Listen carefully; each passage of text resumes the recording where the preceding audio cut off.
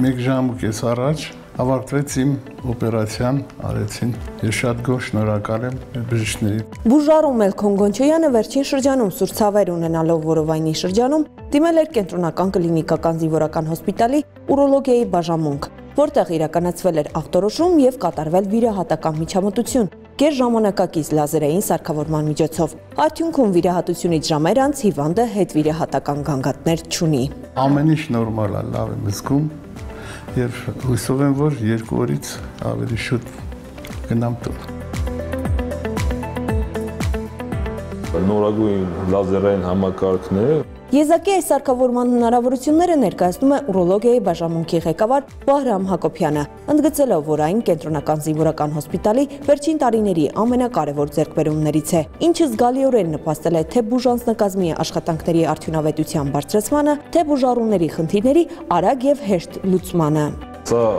ամենահզոր եւ ամենաժամանակակից սարքերից է, որի միջոցով կատարվում մի շարք վիրահատություններ։ Ես հատկապես կուզենամ նշել շագանակագեղձի լազերային էնուկլեացիայի մասին, որը այսօր այդ պաթոլոգիայի բուժման ամենաժամանակակից մեթոդն է եւ ունի մեծ առավելություններ։ Սարքի առավելություններից է հետվիրահատական աննշան բարդությունները։ Այն նվազագույն ինվազիվ միջամտություն է, որը կրճատում է նաեւ բուժառուի ապաքինման ժամանակահատվածը։ Ստանդարտ վիրահատության ժամանակ, այսինքն տրանսֆորմատոր ռեզեկցիայի ժամանակ կաթետերը հանվում է 3-րդ, 4-րդ, 5-րդ օրը, այս պարագայում մենք կարողանում ենք նաև ուրետրալ կաթետերը հեռացնել վիրահատության մյուս օրը։ Այս սարքով կատարվում են մի շարք նաև այլ վիրահատություններ եւ կապված միզաքարային հիվանդության հետ, ինչպես նաև միզուկի նեղացումների, միզատորանի նեղացումների եւ այլ պաթոլոգիաների համար։ Սարքը բացառիկ սարք է, ինչի շնորհիվ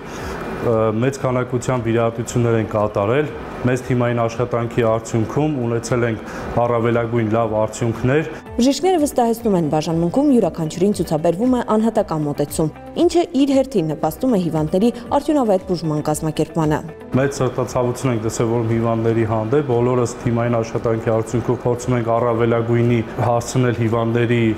բուժական տակտիկան, առողջացումը եւ հիվանդների բարձր տրամադրությամբ ուղարկում ենք տուն։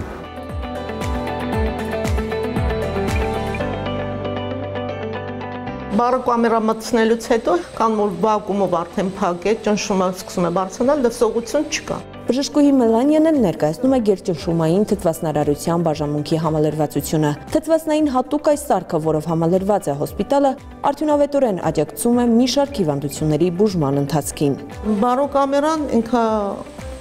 սարքա, որը շատ անհրաժեշտ է եղել բանակին, որը մենք 2000 թվականից ունեցել ենք, նախկինում մի քիչ փոքր էր, բայց կատարում էր նույն ծառայությունը, հիմա ավելի կոմֆորտը ավելի բարձր է։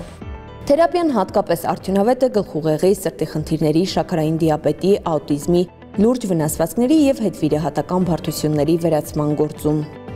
Այժմ ստուգում են բուժառուի զարկերակային ճնշումը։ Եթե հակացություններ չկան, հիվանդը ուղիղ 1 ժամ պետք է անցկացնի փակ սարքավորման մեջ, ստանալով թթվասնի մեծ քանակություն։ Հիմնվելով մասնագիտական փորձառության վրա, բժշկուհին վստահեցնում է, նույնիսկ 1 այցելությամբ հիվանդը զգում է շոշափելի արդյունք։ Առանց ջրի ինչ-որ ժամանակ մարդը դիմանում է, առանց սնունդի ավելի երկար, առանց թթվասնի բոլորովին չի դիմանում։ Շատ կարճ ժամանակ։ Իսկ այն հյուսվածքները, որոնք արդեն թթվասնով չեն մատակարարվում, դրանք արդեն սկսում են իրենց վատ ճանապարհը։ Իսկ երբ որ մտնում են բարոկամերա, որտեղ կան միկրոանգիոպաթիաներ, այսինքն փոքր մազանոթները, անոթները արդեն փակվել են, արդեն խցանվել են,